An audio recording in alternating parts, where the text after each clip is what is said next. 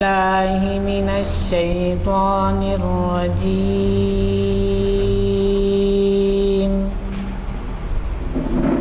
بسم الله الرحمن الرحيم.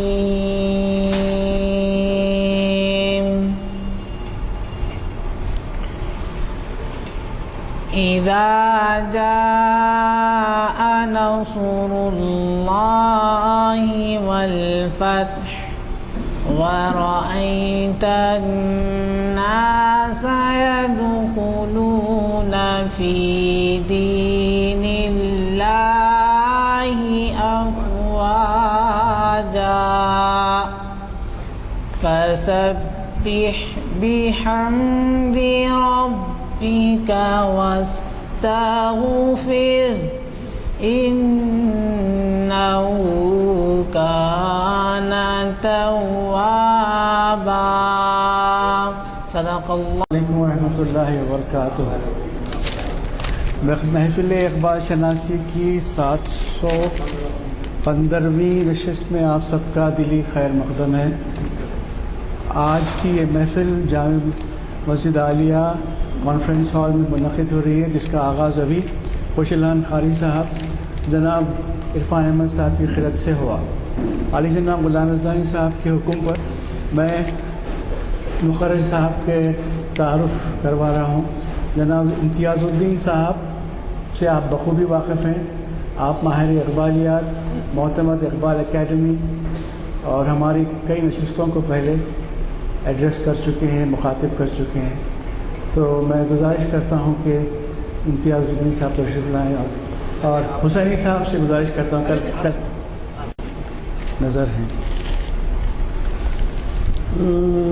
کے سوا کچھ بھی نہیں، زندگی انسان کی ایک دم کے سوا کچھ بھی نہیں، زندگی انسان کی، زندگی انسان کی ایک دم کے سوا کچھ بھی نہیں،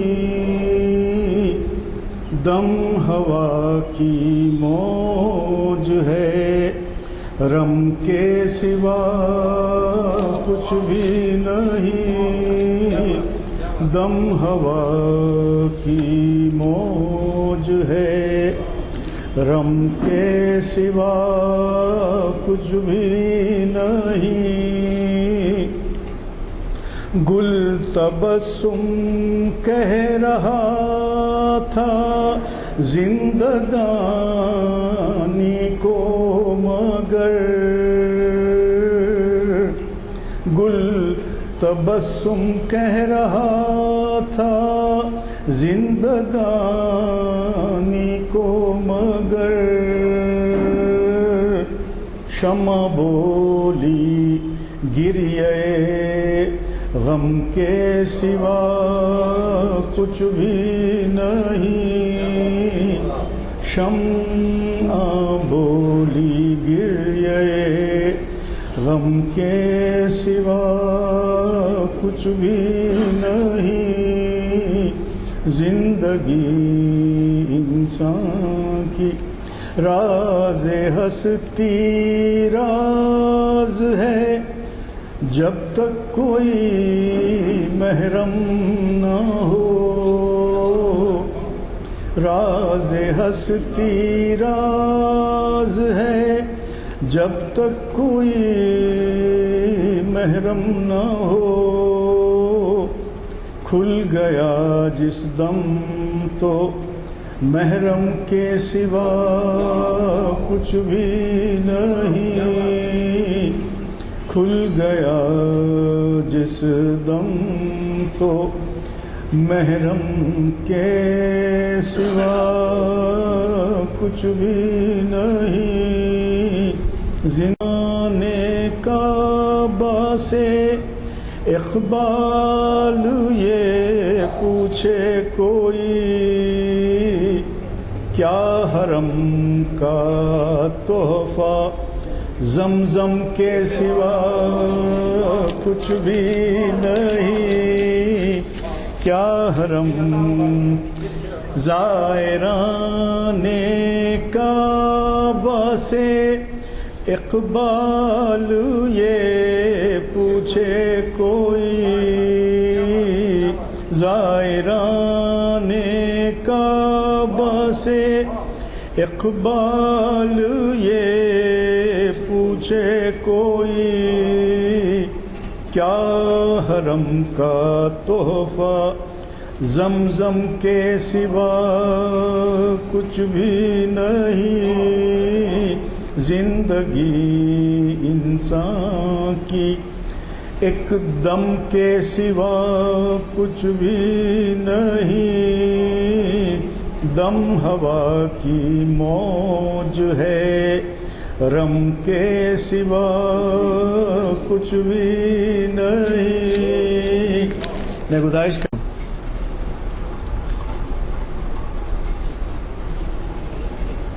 محترم ثانی صاحب،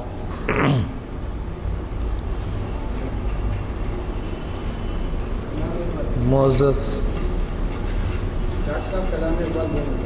جی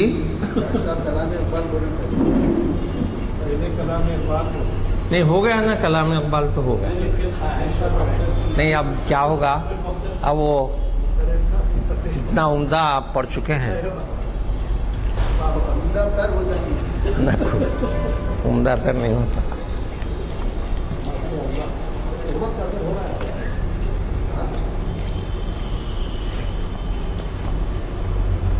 محترم سامعین،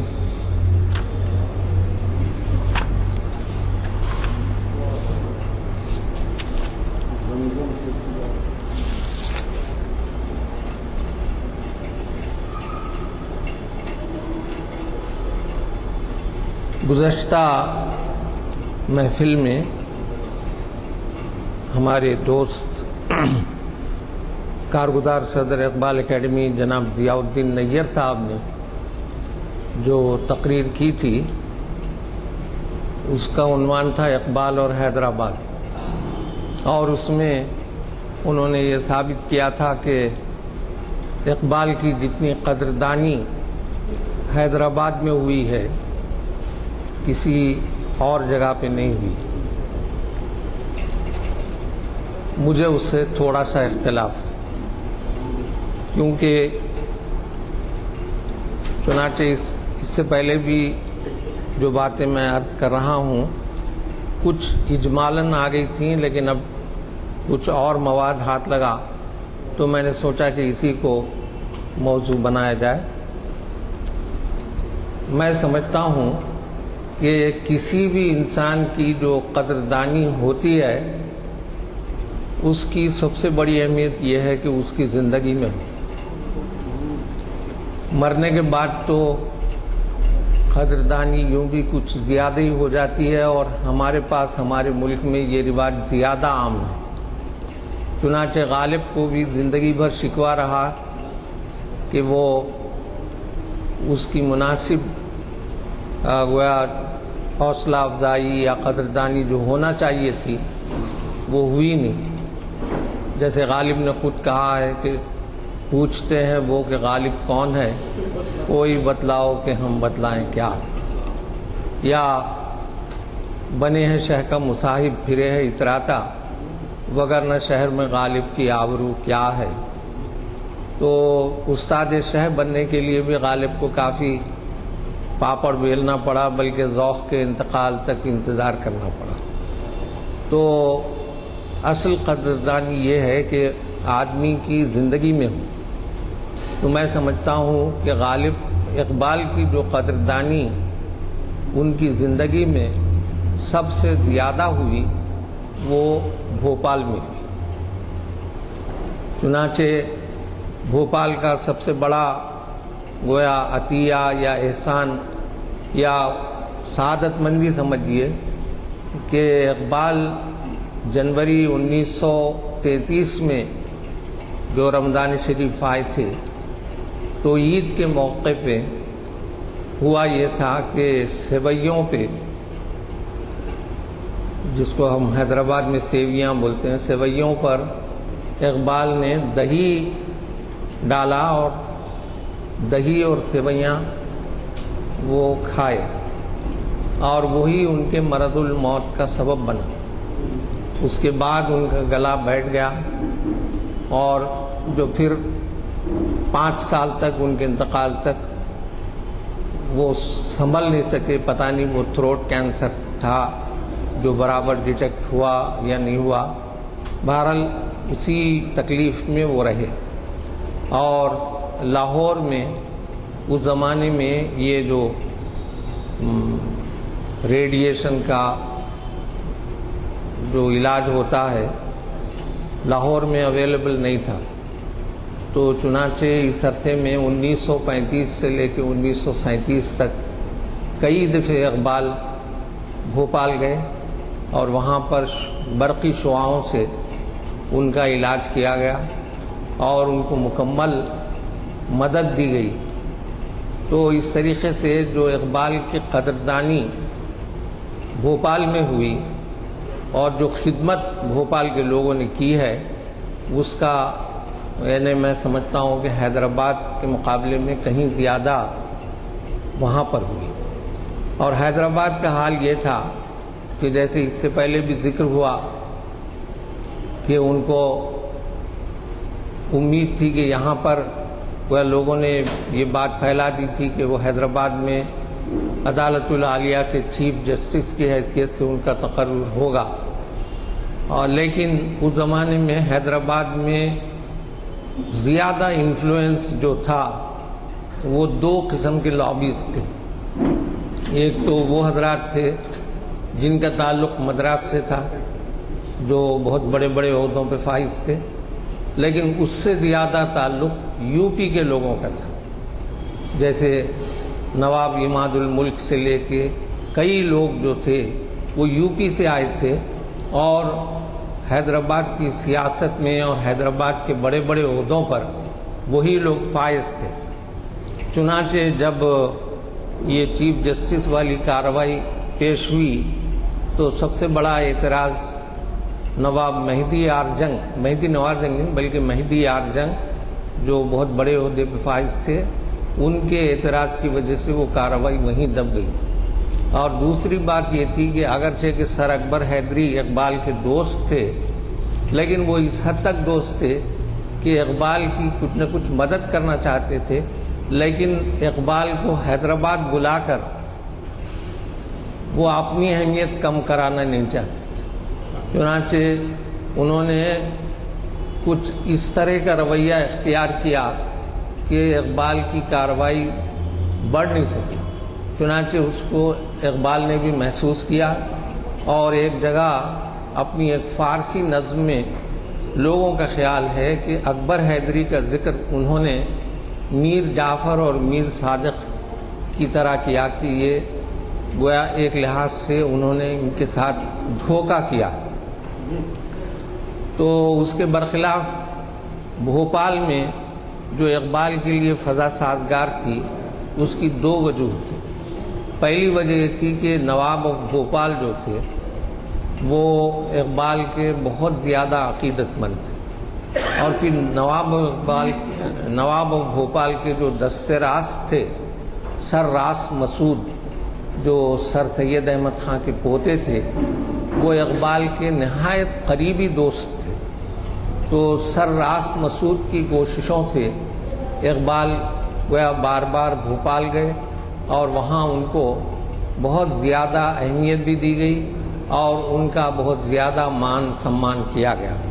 چنانچہ کہا جاتا ہے کہ جس طرح حیدرآباد کو حیدرآباد فرخندہ بنیاد کہا جاتا ہے، یا دہلی کو جہاں آباد کہا جاتا ہے، بمبئی کو عروس البلاد کہا جاتا ہے، یعنی تمام شہروں کی دلہن، اسی طرح بھوپال کو دار الاقبال کہا جاتا ہے، یعنی اقبال کا گھر۔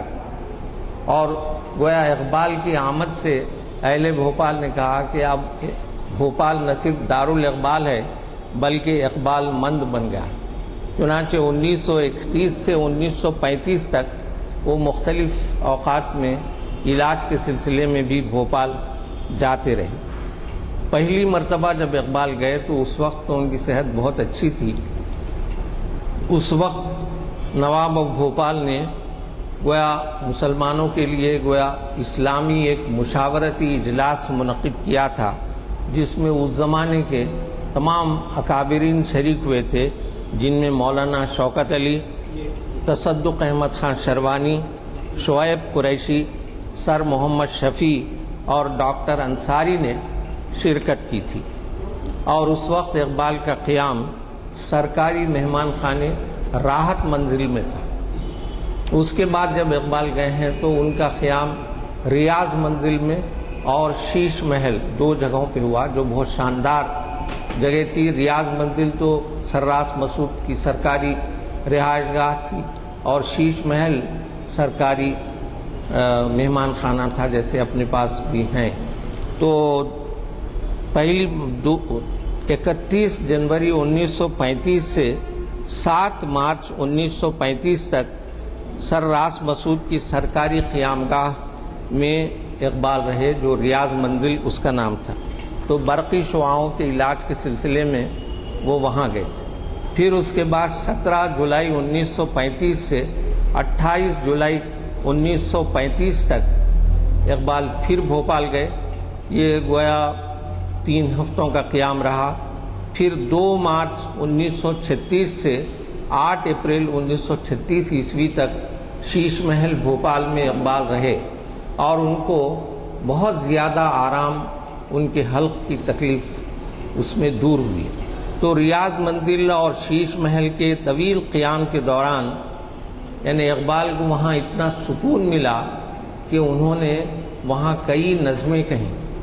چنانچہ اقبال کا جو آخری مجموعہ کلام ہے ضرب کلیم، اس میں کئی نظمیں ایسی ہیں جو بھوپال میں کہی گئی، اور ظاہر ہے کہ شاعری کوئی ایسا آسان کام نہیں ہے کہ آدمی بیٹھے بیٹھے لکھ دے۔ جب تک اس کو ذہنی سکون اور آرام میسر نہ ہو، شعر گوئی کوئی یعنی کھیل نہیں ہے کہ آدمی بیٹھے بیٹھے کہہ دے۔ تو اقبال نے کئی نظمیں اس قیام کے دوران میں کہی ہیں، اور جو ضرب کلیم میں شامل ہیں، اور اقبال نے خاص طور پر یہ نوٹ لکھا کہ شیش محل بھوپال میں یہ نظم کہی گئی، یا ریاض منزل بھوپال میں یہ نظم کہی گئی۔ تو ضرب کلیم کا چونکہ بہت بڑا حصہ کلام کا بھوپال میں کہا گیا تھا، اس لیے اقبال نے اس کتاب کو ڈیڈیکیٹ کیا نواب آف بھوپال کے نام، اور اس میں انہوں نے نواب آف بھوپال کی تعریف میں فارسی کا ایک قطعہ لکھا کہ زمانہ با امم ایشیا چھ کرد و کند، کسے نبود کے این داستاں فرو خاند، تو صاحب نظری آنچ در ضمیر منست، دلے تو بیند و اندیشہ تو می داند، بگیر این ہم سرمایہ بہار از من، کہ گل بدست سے تو از شاخ تازہ تر ماند۔ اس کا مطلب یہ ہے کہ زمانہ با امم ایشیا چھ کرد و کند، یعنی یہ دنیا ایشیا کی قوموں، جن میں خاص طور پر مسلمان شامل ہیں، ایشیا کی قوموں کے خلاف جو کچھ کرتی رہی ہے اور کر رہی ہے، چہ کرد و کند، کسے نبود کے این داستاں فرو خاند، یعنی کسی کو توفیق نہ تھی کہ اس داستان کو پڑھتا کہ زمانہ ایشیا کے قوموں کے ساتھ کیا کیا کر رہا ہے۔ تو صاحب نظری آنچ در ضمیر منست، دلے تو بیند و اندیشہ قوی داند، کہ آپ جیسے صاحب نظر کا دل جو کچھ دیکھتا اور سوچتا ہے وہ خود میرے ضمیر میں موجود ہے۔ اور اس کے بعد جو شعر ہے وہ اس کا ایک مصرع اقبال کا ہے، اور ایک مصرع جو ہے ایک مشہور فارسی شاعر جو جہانگیر کے دربار میں تھا، طالب عاملی، اس کا مصرع ہے کہ بگیر این ہمہ سرمایہ بہار از من، کہ گل بدست سے تو از شاخ تازہ تر ماند، کہ میں اپنا یہ کلام، یہ سرمایہ شعری، یہ جو ضرب کلیم ہے، میں آپ کی نظر کرتا ہوں کیونکہ شاخ سے ٹوٹا ہوا پھول بھی آپ کے دست مبارک میں اثر نو تازہ ہو جاتا ہے۔ بگیر این ہمہ سرمایہ بہار از من کہ گل بدست سے تو از شاخ تازہ تر ماند۔ تو اقبال نے 14 نظمیں بھوپال کے قیام کے دوران لکھی، جو بہت بڑی بات ہے کہ کوئی ایک دو، جیسے حیدرآباد کے بارے میں کہا جاتا ہے کہ گورستان شاہی جو گولکنڈے پر ہے وہ اقبال کی نظم حیدرآباد میں وہ گولکنڈے پر کہی گئی، لیکن یہ طے نہیں ہے کہ وہ نظم لاہور جانے کے بعد کہی تھی یا حیدرآباد کے قیام میں کہی تھی، لیکن 14 نظمیں اقبال نے وہاں پر کہی ہیں۔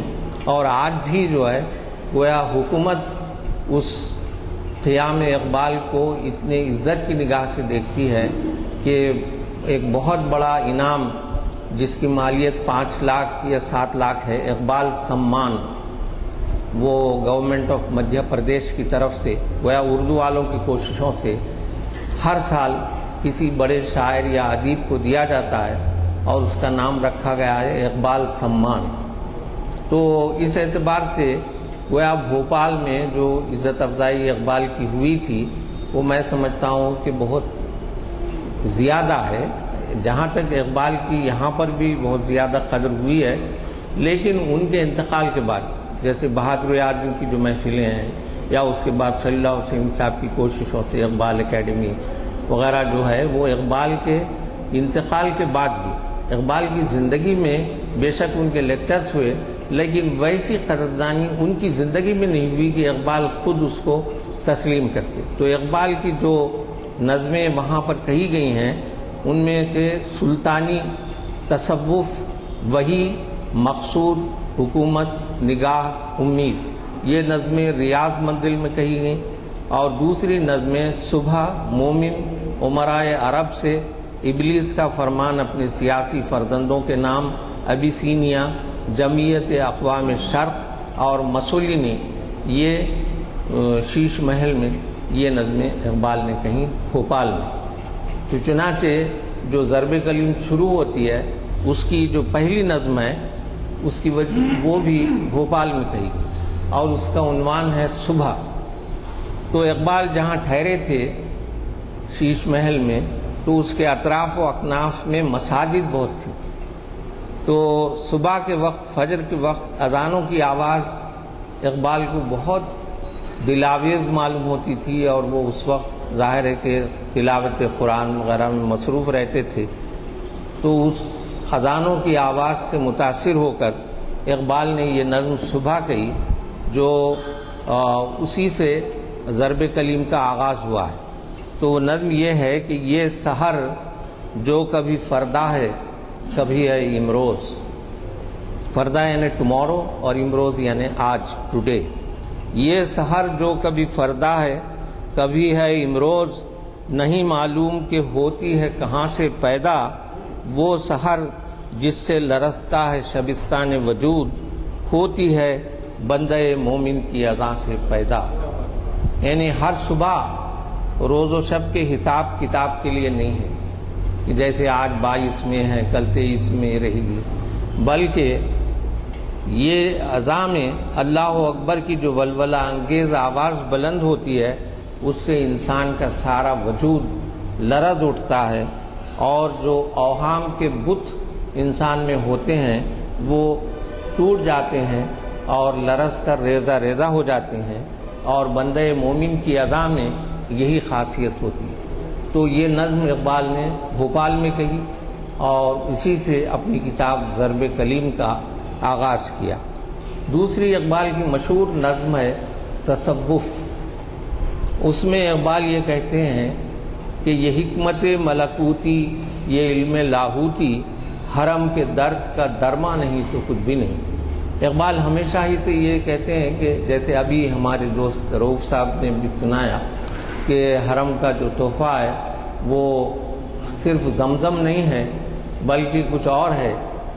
بے شک زمزم کی جو اہمیت ہے اور جو تبرک ہے وہ اور نہایت مقدس تبرک ہے، لیکن صرف زمزم اور کھجور لانے ہی سے آدمی نہیں، بلکہ آدمی کی پوری شخصیت، اس کی فطرت کو بدلنے کے لیے آدمی حج کرتا ہے، تو یہ حکمت ملکوتی، یہ علم لاہوتی حرم کے درد کا درما نہیں تو کچھ بھی نہیں، یہ ذکر نیم شبی، یہ مراقبے، یہ سرور تیری خودی کے نگہباں نہیں تو کچھ بھی نہیں، یہ عقل جو مہو پرویں کا کھیلتی ہے شکار، یعنی جو سائنسی ترقیاں اتنی زیادہ ہوئی ہیں کہ آدمی چاند پر پہنچ گیا، بلکہ دوسرے سیاروں کی بھی گویا اس کے گرفت میں ہیں، تو یہ عقل جو مہو پرویں کا کھیلتی ہے شکار، شریک شورش پنہا نہیں تو کچھ بھی نہیں، کہ اس کے اندر جو ٹینشن ہے پہلے اس کو حل کرنا ضروری ہے، ورنہ آدمی خود اپنے انتشار میں اتنا مبتلا ہے کہ گویا کوئی سائنسی انوینشن، سائنسی ڈسکوری سے گویا وہ انتشار، وہ ٹینشن دور نہیں ہو سکتا۔ پھر مسلمانوں سے وہ یہ کہتے ہیں کہ خرد نے کہہ بھی دیا لا الہ تو کیا حاصل، دل و نگاہ مسلمان نہیں تو کچھ بھی نہیں۔ اور آخر میں اقبال یہ کہتے ہیں کہ عجب نہیں کہ پریشاں گفتگو میری، فروغ صبح پریشان نہیں تو کچھ بھی نہیں۔ اس سے مطلب یہ ہے کہ رات جب ہوتی ہے تو ہر طرف سکون رہتا ہے، کسی قسم کی ہلچل نہیں ہوتی کہ نہ سڑک پر ٹریفک ہے، نہ کوئی گڑبڑ ہے، نہ کوئی آواز ہے، تو یہ رات کی امتیازی خصوصیت۔ لیکن جب صبح ہوتی ہے اور سورج نکلتا ہے تو آدمی بھی بیدار ہوتا ہے، ہر قسم کے جو کام کرنے والے ہیں، چاہے اخبار بیچنے والا ہو، دودھ بیچنے والا ہو، یا فیکٹری کا مزدور ہو، یا دفتر کو جانے والا ہو، اسکول کے بچے ہوں، سب کے سب نہایت تیزی سے نکلتے ہیں یا اپنے اپنے کام میں مصروف ہو جاتے ہیں۔ تو صبح کا مطلب یہ ہے کہ اگر صبح میں پریشانی نہ ہو، اس کے اندر وہ کیفیت نہ ہو نہایت تیزی سے ہر کام کرنے کی، تو اس کو صبح نہیں کہا جا سکتا۔ ورنہ رات میں جو سکون ہے وہ گویا ایک لحاظ سے موت کا سکون ہے، جیسا کہا گیا کہ نیند جو ہے موت کی بہن ہے۔ تو اسی لیے اقبال کہتے ہیں کہ میری گفتگو میں بھی جو پریشانی ہے، وہ یہ پریشانی آپ کو اس بات سے سمجھ میں نہیں آ رہی ہے کہ میں قوم کو جگا رہا ہوں کہ اٹھو، بیدار ہو، اور ایک اپنے اندر تڑپ پیدا کرو، کیونکہ جو صبح اس کی علامت یہ ہے کہ اس کے ساتھ ہی ایک طرح کی پریشانی پھیل جائے اور نہایت تیزی سے آدمی ہر کام میں لگ جائے، کہ تو فروغ صبح پریشان نہیں تو کچھ بھی نہیں۔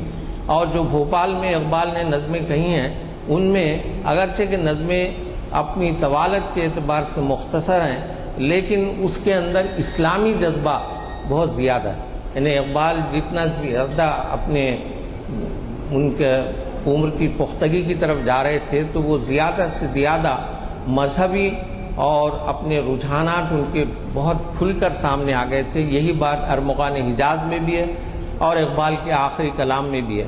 تو مومن ایک نظم ہے، وہ بھی بھوپال میں شیش محل کے قیام کے دوران کہی گئی ہے۔ تو مومن کی جو تعریف کی ہے اقبال نے، وہ ریشم کو بریشم بھی کہتے ہیں۔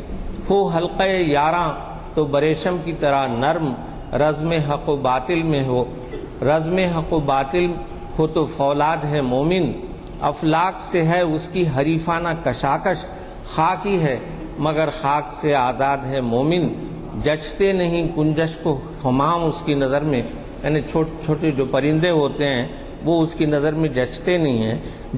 جبریل و سرافیل کا صیاد ہے مومن، اور مومن جب جنت میں جاتا ہے کہتے ہیں فرشتے کی دلاویز ہے مومن، حوروں کو شکایت ہے کمامیز ہے مومن۔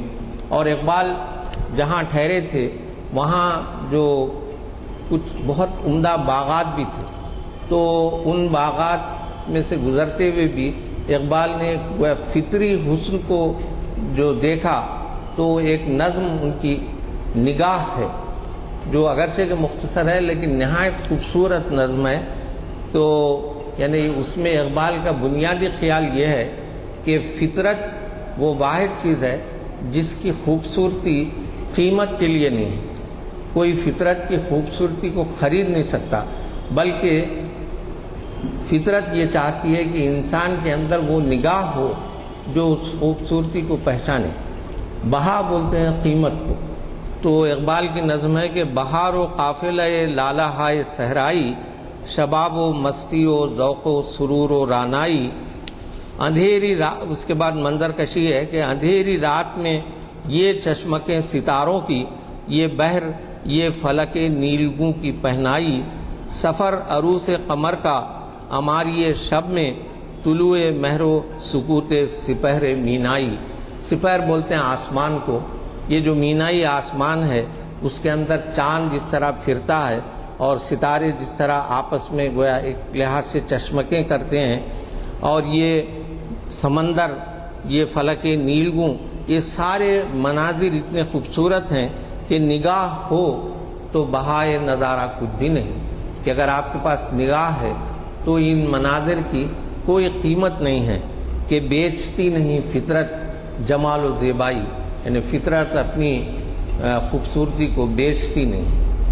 اسی طرح اقبال کی ایک اور نظم ہے امید، یہ بھی بھوپال میں کہی گئی ہے کہ مقابلہ تو زمانے کا خوب کرتا ہوں، اگرچہ میں نہ سپاہی ہوں نہ امیر جنود۔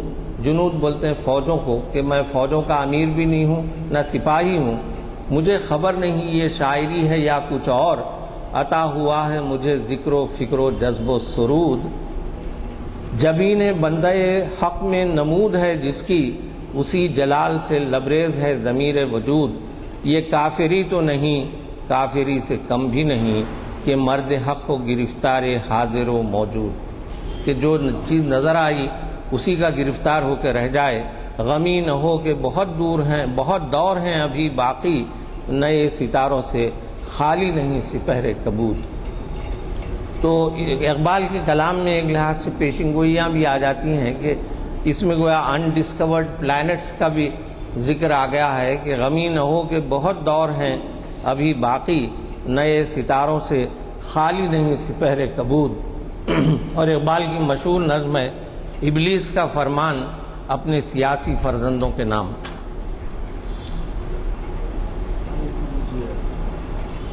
یہ نظم بھی بھوپال میں کہی گئی کہ جس میں اقبال گویا جو ڈپلومیسی ہے، اقبال کا اس وقت بھی یہی خیال تھا اور آج بھی صحیح ہے کہ جو ڈپلومیسی ہے ہمارے ملک میں برہمن زیادہ جانتے ہیں۔ چنانچہ اقبال کہتے ہیں کہ لا کر برہمنوں کو سیاست کے پیچ میں، زناریوں کو دائر کوہن سے نکال دو۔ تو یہ گویا جو ہندو مت کا جو تصور دیا وغیرہ کا تھا، وہ انگریزوں نے اتنا متاثر کیا اس کو کہ یہ جو کاسٹ اور اس کی فیلنگ اور اچھوت وغیرہ جو تھا جس کے بارے میں مسلسل جد و جہد کی گئی، اس میں انگریزوں کا بھی بڑا ہاتھ تھا۔ تو اقبال یہ کہتے ہیں کہ برہمنوں کو سیاست سے ہٹانے کے لیے گویا انگریزوں کی سازش تھی کہ زناریوں کو دائر کوہن سے نکال دو۔ وہ فاقہ کش کہ موت سے ڈرتا نہیں ذرا، روح محمد اس کے بدن سے نکال دو، یعنی مسلمانوں کو بھی گویا اسلام سے ہٹا دو، اور حضور صلی اللہ علیہ وسلم کی جو محبت ہے کہ جس جذبے کے تحت مسلمان گویا ان کے اندر وہ حمیت اور وہ ملی جذبہ پیدا ہوتا ہے، اس کو بھی ختم کر دو۔ یہ ابلیس کا فرمان گویا ابلیس ایک لحاظ سے فرنگیوں کی طرف اقبال کا اشارہ ہے کہ وہ فاقہ کش کے موت سے ڈرتا نہیں ذرا، روح محمد اس کے بدن سے نکال دو۔ فکر عرب کو دیکھے فرنگی تخیلات، اسلام کو حجاز و یمن سے نکال دو۔ چنانچہ 20ویں صدی کے آغاز میں آپ نے دیکھا کہ جو خلافت موومنٹ چلا اور جو ترکی کے خلاف جیسا عربوں میں جذبہ پیدا ہوا اور گویا مسلمانوں کو مسلمانوں سے لڑایا گیا، وہ بھی انگریزوں کی سازش تھی۔ چنانچہ اقبال گویا وہاں پر جو بھوپال میں جو نظمیں کہی گئی ہیں ان میں اسلامی رنگ بھی بہت زیادہ ہے، کہ اسلام کو فکر عرب کو دے کے فرنگی تخیلات، اسلام کو حجاز و یمن سے نکال دو۔ آج بھی ہم افغانستان کا حال دیکھتے ہیں، اور اس وقت اقبال نے کہہ دیا تھا کہ افغانیوں کی غیرت دین کا ہے یہ علاج، ملا کو اس کے کوہ و دمن سے نکال دو۔ تو گویا اگرچہ کہ ابھی بھی افغانی تھکے نہیں ہیں اور مسلسل گویا لڑے جاتے ہیں اور ناک چنے چبا رہے ہیں، پہلے روس کے چبا چکے تھے، اب امریکہ کے اور دوسری یورپی قوموں کو بھی انہوں نے ناک میں دم کر رکھا ہے۔ تو افغانیوں کی غیرت دین کا ہے یہ علاج، ملا کو اس کے کوہ و دمن سے نکال دو۔ اہل حرم سے ان کی روایات چھین لو، آہو کو مرغزار ختن سے نکال دو۔ جو ہرن ہوتے ہیں، ختن جو مقام ہے وسط ایشیا کا، وہاں کے ہرن بہت مشہور ہیں، تو اہل حرم سے ان کی روایات چھین لو، آہو کو مرغزار ختن سے نکال دو۔ اقبال کے نفس سے ہے لالے کی آگ تیز، ایسے غزل سرا کو چمن سے نکال دو۔ تو اقبال مسلم قوم کو جگانے کے لیے آئے ہیں، اس لیے ان کو بھی جو ہے اس کا نشانہ بناؤ۔ تو اس طرح جو اقبال کی قدردانی بھوپال میں ہوئی، میں سمجھتا ہوں کہ حیدرآباد سے کچھ بڑھ کر ہی ہوئی اور کم نہیں ہوئی۔ میرے دوست ضیاء الدین نیّر صاحب بھی آ گئے ہیں، تو میرا وہ گویا تاثر تھا، اسی کے پیش نظر میں نے آپ سے یہ کہا۔ اور بھی بہت سی نظمیں، گویا 14 نظمیں جو اقبال کی ہیں وہ بھوپال ہی کے قیام کے دوران کہی گئی ہیں، جیسے امرائے عرب سے اور ایبیسینیا وغیرہ، وہ بھی اقبال نے وہیں کہی تھیں۔ چنانچہ میں نے سوچا کہ آج کچھ اقبال کی قدردانی جو بھوپال میں ہوئی اس کا بھی ذکر ہو جائے۔ تو چنانچہ جمعیت اقوام جو ہے، جمعیت اقوام شرق، وہ بھی اس میں بھی اقبال نے بڑا عجیب اشارہ کیا ہے۔ وہ نظم بھی میں آپ کو سنا کر اپنی بات ختم کروں گا کہ جمعیت اقوام کہ بیچاری کئی روز سے لیگ آف نیشنز جو تھی وہ 1919 میں قائم ہوئی اور چند دنوں میں، چند سالوں میں ختم ہو گئی، تو بیچاری کئی روز سے دم توڑ رہی ہے۔ ڈر ہے خبر بد نہ میرے منہ سے نکل جائے، یعنی کہیں یہ ختم نہ ہو جائے۔ تقدیر تو مبرم نظر آتی ہے ولیکن پیران کلیسا کی دعا یہ ہے کہ ٹل جائے۔ ممکن ہے کہ یہ داشتہ پیرک افرنگ ابلیس کے تعویذ سے کچھ روز سنبھل جائے۔ تو جو جنیوا میں لیگ آف نیشنز تھی اس کے بارے میں اقبال نے یہ نظم کہی تھی۔ تو اس طرح گویا اقبال کا جو قیام بھوپال کا تھا وہ ان کے علاج کے لیے بھی تھا، اور ان کی کئی خوبصورت نظمیں گویا انہوں نے وہاں بھوپال میں کہی ہیں۔ تو یہ چند نظمیں میں نے سوچا کہ آپ کے گوش گزار کی جائیں۔ ابھی وقت بہت ہے، لیکن جو میرا موضوع تھا وہ یہیں تک تھا۔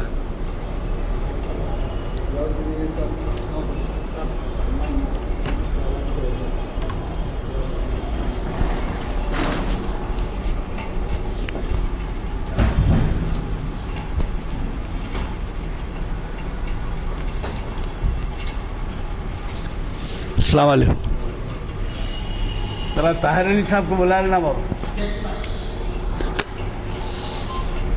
ویسے جب تک میں یہ بتا دوں آپ کو کہ انجمن ترقی اردو کی جانب سے 10 پرچے بھیجے جاتے ہیں، یہ پچھلے ہفتے کے بھی ہیں، اب کے ہفتے کے بھی ہیں۔ تو اب کے ہفتے کا جو آیا ہے اس میں ہمارے انجمن ترقی اردو کے جوائنٹ سیکریٹری، جیسے آپ واقف ہیں، عبدالرحیم خان صاحب سیکریٹری ہیں، اور جوائنٹ سیکریٹری نصرت محی الدین صاحب تھے جو رحلت کر گئے، تو ان کے بارے میں بھی اس میں مضمون ہے۔ یہاں بہت سے حضرات کے پاس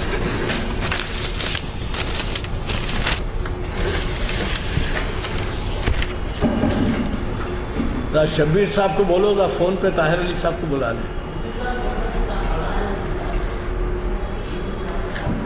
تو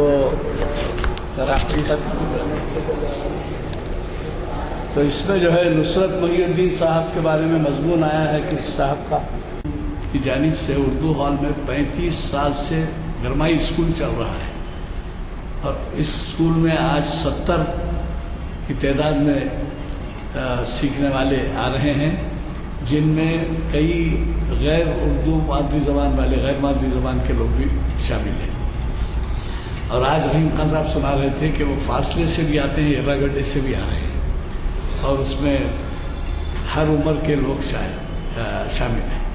تو ہمارا پچھلا جو تجربہ یہ ہے کہ پچھلے 5-10 سال میں کچھ کم ہو رہے تھے، لیکن اب پھر شوق بڑھ رہا ہے اردو سیکھنے کا۔ تو برسبیل تذکرہ میں عرض کر دوں آپ سے کہ افتخار صاحب جو ہندو کے رائٹر ہیں، بہت مشہور رپورٹر ہیں، انہوں نے کچھ یادیں کچھ باتیں کے عنوان سے شائع کر دیا تھا دوسرے صفحے پہ. تو اس کا نتیجہ یہ ہوا کہ ہندو کے آفس سے مجھے ٹیلی فون آتا ہے کہ صاحب اس کتاب کا انگلش ترجمہ چاہیے. تو میں نے کہا بھی ہم شائع نہیں کیے، کریں تو بھیجیں گے. اسلامی علوم کی تدوین ایک تاریخی جائزہ، نامور اسکالر پروفیسر سید راشد نسیم ندوی صاحب خطاب کر رہے ہیں. میری گزارش ہے کہ اس محفل کو آپ مس نہ کریں، بہت اہم محفل ہے. اب آپ خود سمجھ سکتے ہیں عنوان اسلامی علوم کی تدوین تاریخی جائزہ کس قدر اہم ہے. پھر اس میں دوسری بات یہ ہے کہ ہمارے پاس طریقہ یہ ہے کہ ایسی جو سنگ میل ہوتا ہے، 600ویں نشست جو ہے ایک سنگ میل کی حیثیت رکھتی ہے، کیونکہ ہر سال 45 نشستیں، ہر مہینہ 45 ہر سال 45 نشستیں ہوتی ہیں، تو ایک سال میں 450.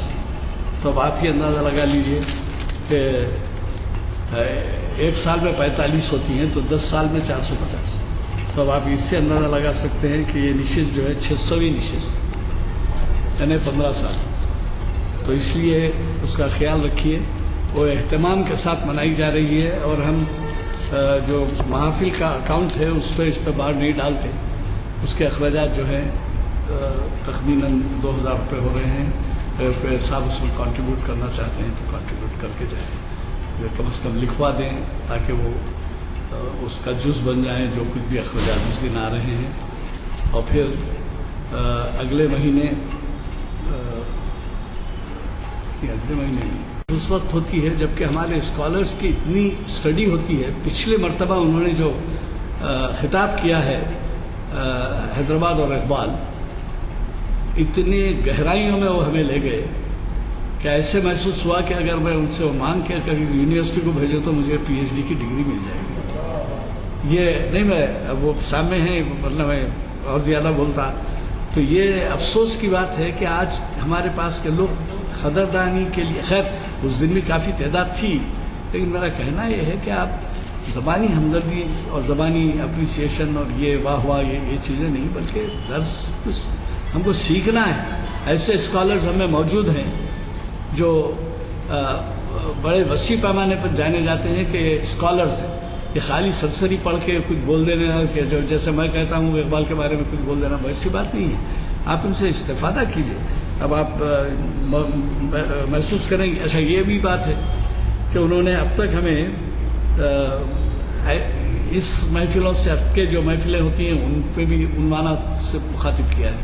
اب دیکھیے یہ کس قدر اہم عنوان ہے جو ہمیں پیر کے دن ملے گا. آج چہارشنبہ ہے، جمعرات کو محفل نہیں ہوتی، جمعہ کو محفل نہیں ہوتی. ہفتے کے دن تاریخ اسلام ہوتی ہے، جس کا کہ میں نے آپ سے ابھی عرض کیا کہ اسلامی علوم کی تدوین ایک تاریخی جائزہ بہت اہم عنوان ہے. اس میں بھی شرکت فرمائیے. اور کیا کہیے جو اسکالر ہیں وہ پریزیڈنٹ کے ایوارڈ یافتہ ہیں، پروفیسر سید راشد نسیم ندوی صاحب. تو کامیاب زندگی کا قرآنی تصور کس قدر اہم عنوان ہے آپ اندازہ لگائیں. اس عنوان پہ آپ فرمائیں گے اس دن. اور اگر آپ فرض کیجیے شرکت نہ کر سکیں تو میں ایسا محسوس کروں گا کہ قدردانی نہیں ہو رہی ہے. اور یہ بھی ہے کہ ایسی محافل کو پہلے سے ہی عبادت کا درجہ حاصل ہے، اور اس میں پھر سونے پہ سہاگا عنوان جو ہے کامیاب زندگی کا قرآنی تصور عنوان ہے. کے لیے نہیں آیا کیونکہ امتیاز الدین صاحب کے بولنے کے بعد کچھ بولنا زیادتی ہے. وہ دراصل محترم غلام مردانی صاحب ایڈوکیٹ نے جو مختلف کتابوں کا تذکرہ آپ کے سامنے کیا، اور خصوصاً آپ کی جو کتاب ابھی 2 ہفتے پہلے ریلیز ہوئی، اس کی وجہ سے بھی بہت ساری باتیں، خصوصاً جن کی زبان مادری زبان نہیں ہے ویسے لوگ بھی دلچسپی کا اظہار کر رہے ہیں.